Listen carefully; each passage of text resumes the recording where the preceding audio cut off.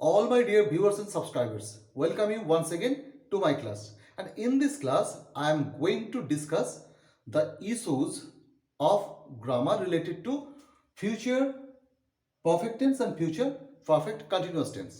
তো এই দুটো টেন্স আমি আলোচনা করব একসঙ্গে, কারণ এর আগের যে ক্লাসটা ছিল টেন্স সংক্রান্ত, সেখানে আমি একটা কথা বলেছিলাম যে ফিউচারের এই দুটো টেন্স কিন্তু প্রায় আমরা ব্যবহার করি না বাংলাতে। রেয়ারেস্ট বললেও খুব একটা হয়তো আমি অতিরঞ্জন করলাম না, কারণ এই ধরনের বাক্য বা যে বাক্যের প্যাটার্নটা আমি আজকে এখানে ডেমনস্ট্রেট করব, সেক্ষেত্রে সেই ধরনের বাক্য ইংরেজিতে কখনো কখনো ব্যবহার হয়, কিন্তু বাংলার ক্ষেত্রে ব্যাপারটা বিশেষ করে ফিউচার পারফেক্ট টেন্স তো বেশ rare. Future perfect continuous tense কখনো কখনো আমরা ব্যবহার করি, কখনো কখনো কিন্তু ব্যবহার করি, কিন্তু ফিউচার পারফেক্টটা রেয়ারেস্ট। তো আমরা এই দুটো কম ব্যবহৃত টেন্স নিয়ে আজকে আলোচনা এগোবো। So without wasting any time, let's move on to the discussion itself. In fact, আমরা ফিউচার পারফেক্ট টেন্স যখন হবে কিনা বুঝবো, তার একটাই ক্রাইটেরিয়া আছে। মানে বাংলা বাক্যের যে প্যাটার্নটার কথা বলছি, এখানে কিন্তু ভার্বের প্যাটার্নে বোঝাতে, বাক্যের প্যাটার্ন না বলে ভার্বের প্যাটার্ন বলাটাই ঠিক। তো ভার্বের প্যাটার্নটা কি থাকবে না, কোনো একটা কাজ হয়ে থাকবে। আমি ঘুমিয়ে থাকবো, ওকে, সে খেলে থাকবে, বাবা অফিস গিয়ে থাকবেন, মা রান্না করে থাকবেন। অর্থাৎ কোনো একটা কাজ ভবিষ্যতে হয়ে থাকবে, হয়ে যাবে, মানে হয়ে ফিনিশড হয়ে যাবে, এরকম ব্যাপার। একটা সার্টেন টাইমে গিয়ে ব্যাপারটা শেষ হবে, ওকে। তো এই ধরনের বাক্য আমরা কীভাবে, এই যে বাক্যটা বললাম বা কোনো একটা বাক্য আমি ধরে নিতে পারি এইভাবে যে আমি কাল স্কুলে গিয়ে থাকবো। এটা একটা পসিবিলিটিও বোঝায়, মানে কী রে কালকে স্কুলে যাবি? কেউ যদি জিজ্ঞেস করে তোমাকে যে কী রে কালকে স্কুলে যাবি, তুমি উত্তর দিলে হ্যাঁ কালকে আমি স্কুলে গিয়ে থাকবো হয়তো। তো এটা একটা পসিবিলিটি রয়েছে, maybe or may not be. তো এই জায়গাটাও ফিউচার পারফেক্ট টেন্সের ক্ষেত্রে বিচার্য বিষয়। তো তাই আমরা এই ক্ষেত্রে যে স্ট্রাকচারটা ফলো করব, সেটা কিন্তু আমি বারবার করে বলছি, প্রেজেন্ট পারফেক্ট টেন্সের স্ট্রাকচারটাকে এখানে একটু মনে রাখতে। প্রেজেন্ট পারফেক্টে আমরা কি দেখেছিলাম না, হ্যাভ অথবা হ্যাজ সাবজেক্ট অনুসারে বসছিল, তারপরে পারফেক্ট মানেই মেন ভার্বের থার্ড ফর্ম, এটা বলেছিলাম। কিন্তু পারফেক্ট টেন্স মানেই মেন ভার্বের থার্ড ফর্ম, আর কন্টিনিউয়াস টেন্স বা প্রোগ্রেসিভ টেন্স মানেই মেন ভার্বের আইএনজি ফর্ম, তাই তো? তো সেই জায়গায় দাঁড়িয়ে ওই রুলটা কিন্তু আমাদের মাথায় রাখতে হবে, কারণ ফিউচার কন্টিনিউয়াস টেন্সের যে ফিউচার পারফেক্টের যে ভিজি স্ট্রাকচারটা দাঁড়াবে, সেটা দাঁড়াবে এইরকমভাবে যে শ্যাল, হ্যাভ বা উইল হ্যাভ প্লাস মেন ভার্বের থার্ড ফর্ম।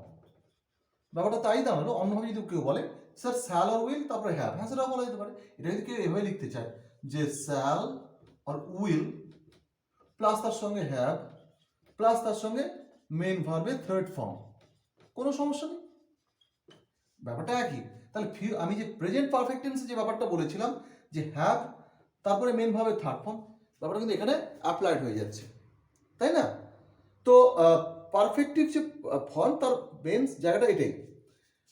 তো এই ধরনের বাক্য আমি এরকম বলি যে আমি কাল স্কুল গিয়ে থাকবো, তাহলে কি হবে, আমি এই বাক্যটার ক্ষেত্রে যাওয়া কাজটা করবে কে, এক্সিকিউট করবে আমি, অর্থাৎ আমি হচ্ছে এখানে সাবজেক্ট। তাহলে আই পরে আমরা করবো কি, এখনো স্যালই বসাবো, যেহেতু আমাদের স্যাল এখনো ব্যবহারের মধ্যে রয়েছে। উইল তো এখন অন্যান্য ইংরেজি মাধ্যম যে বোর্ডগুলো তাদের মতো উইল আমরা সর্বগ্রাহ্য করে দিইনি। তো যাই হোক, I shall, okay, have gone, I shall have gone to school tomorrow.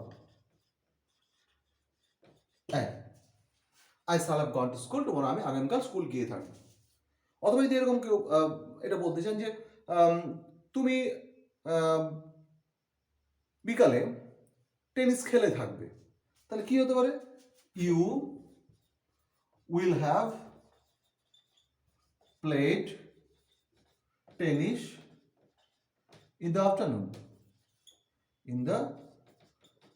afternoon, okay. তো দাঁড়াচ্ছে কি, you will have played tennis in the afternoon, তুমি বিকেলে টেনিস খেলে থাকবে। তো এইখানে একটা কথা, ছোট্ট কথা বলে রাখি, আমরা ইউজুয়ালি টেন্স শেখানোর সময় যে বাক্যের প্যাটার্নটা আমরা ফলো করি, সেটা হচ্ছে অ্যাফার্মেটিভ এবং অ্যাসার্টিভ। অ্যাফার্মেটিভ অ্যাসার্টিভ এই বাক্যটা সবার পক্ষে বোঝাটা সবচেয়ে সহজ হয়। এটাকে নেগেটিভ করলে কি দাঁড়াবে, কোয়েশ্চেন্স করলে কি দাঁড়াবে, এই ধরনের আলোচনা যদি এর সঙ্গে আমি জুড়ে দিই তাহলে কিন্তু মাথাটা ঘেঁটে যাওয়ার সম্ভাবনা প্রবল।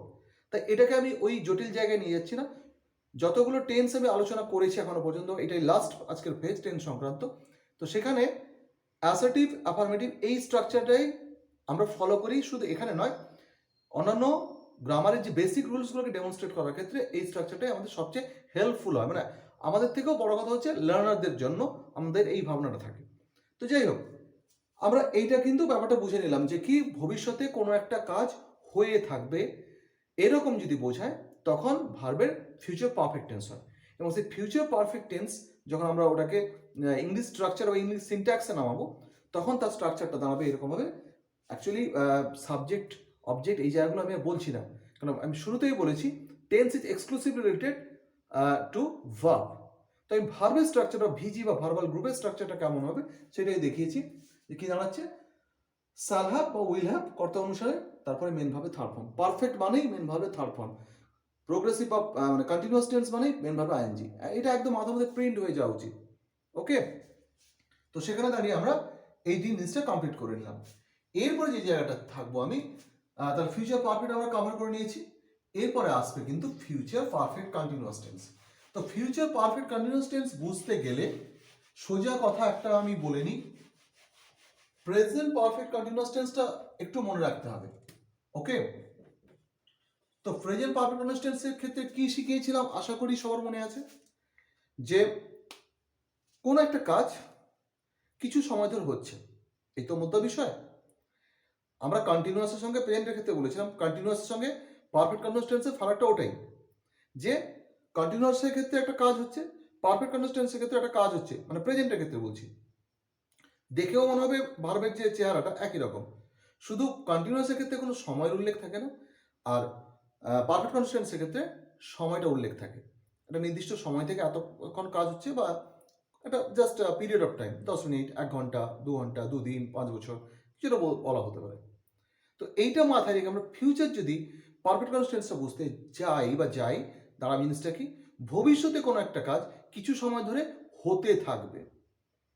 ফিউচার পারফেক্টের ক্ষেত্রে কি বলেছিলাম, ফিউচার কন্টিনিউয়াসের ক্ষেত্রে যে কোনো একটা কাজ হতে থাকবে। আমি ঘুমাতে থাকবো, I shall be sleeping. Okay, সে গান গাইতে থাকবে, he will be singing. Okay, তুমি বাজারে যেতে থাকবে, you will be going to the market. এই ধরনের স্ট্রাকচার দেখেছিলাম। তাহলে ওখানে কি ছিল, কোনোটা কাজ হতে থাকবে, তার সঙ্গে শুধু একটা জিনিস এক্সট্রা জুড়বে, কি, কিছু সময় ধরে হতে থাকবে। এটা একটা টাইপ। ওকে, আমি যদি বলি তুমি ফুটবল খেলতে থাকবে, ফুটবল খেলতে থাকবে। তো এই যে বাক্যটা, এটাকে সিম্পলি আমরা কি করব, এটা করব যে you will be playing football, ব্যাস। এখানে যদি আমি তুমি 1 ঘন্টা ধরে যদি বসিয়ে দিই, তখন 1 ঘন্টা ধরে, তাহলে কিন্তু এটা এই স্ট্রাকচার থাকবে না। তখন আমাকে করতে হবে কি, স্ট্রাকচার বদলাতে হবে। কন্টিনিউয়াস মানে মেন ভার্বের আইএনজি, এটা ঠিকই আছে, কিন্তু তা ওইটুকু বাদ দিলে বাকিটা আমরা কি করব।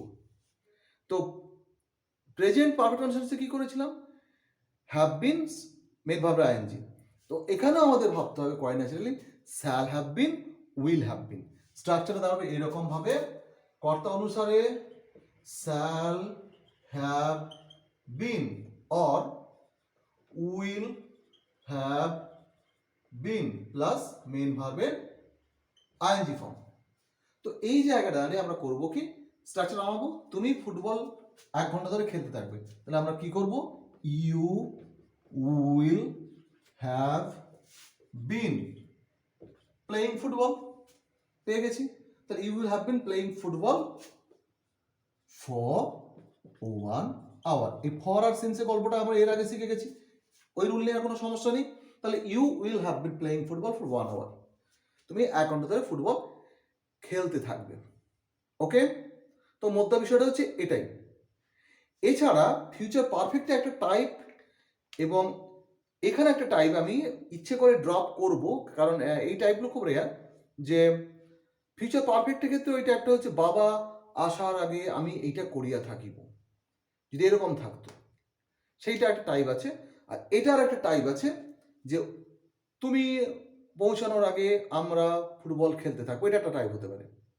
তো এই টাইপটা কিন্তু আমরা ঠিক যেভাবে করেছি এর আগে পাস্টের ক্ষেত্রে সেই স্ট্রাকচারটা আমরা ফলো করতেই পারি। তো সেক্ষেত্রে জিনিসটা একটু ঠান্ডা মাথায় করতে হবে। সেক্ষেত্রে আমরা করবো কি, যদি এরকম একটা বাক্য দিই যে আমি আসার আগে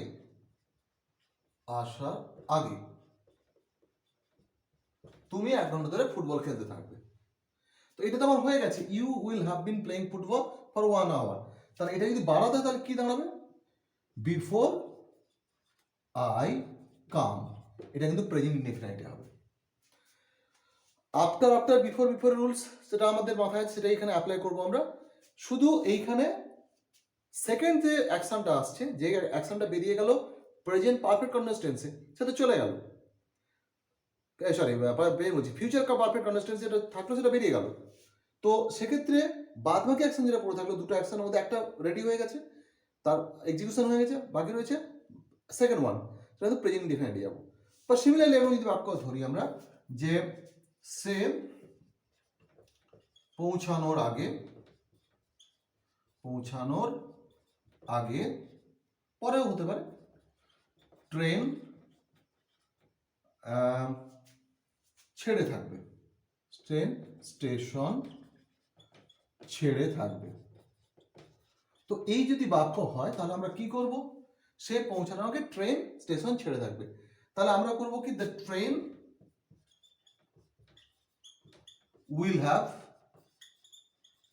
left the station before he reaches. এইটুকুই জাস্ট বলার, আর কিছু ছিল না। The train will have left the station before he reaches, মানে সেকেন্ড অ্যাকশনটা আমরা করব কিন্তু প্রেজেন্ট ইনডিফিনাইটে। যদিও এটা ফিউচারের ব্যাপার, কিন্তু এটা আমরা প্রেজেন্ট ইনডিফিনাইটে করবো, কারণ ফিউচার বলে কোনো টেন্স আমি শুরুতেই বলে দিয়েছি, ওটা অ্যাকচুয়ালি ফিউচার টাইমের একটা প্রেজেন্ট রিয়েলাইজেশন। তো যাই হোক না কেন, আমরা এই দুটো প্যাটার্ন খুব কম ব্যবহার হলেও হয় কখনো কখনো। তো আমরা দেখতে পাচ্ছি কি, কোনো একটা কাজ হওয়ার আগে আরেকটা কাজ হতেই থাকবে, তখন আমরা যাব ফিউচার পারফেক্ট কন্টিনিউয়াস টেন্সে। আর কোনো একটা কাজ হওয়ার আগে আরেকটা কাজ হয়ে থাকবে, তাহলে যাব ফিউচার পারফেক্টে। ফিউচার পারফেক্টের স্ট্রাকচারাল রুল বলে দিয়েছি যে শ্যাল হ্যাভ বা উইল হ্যাভ, তারপরে মেন ভার্বের থার্ড ফর্ম।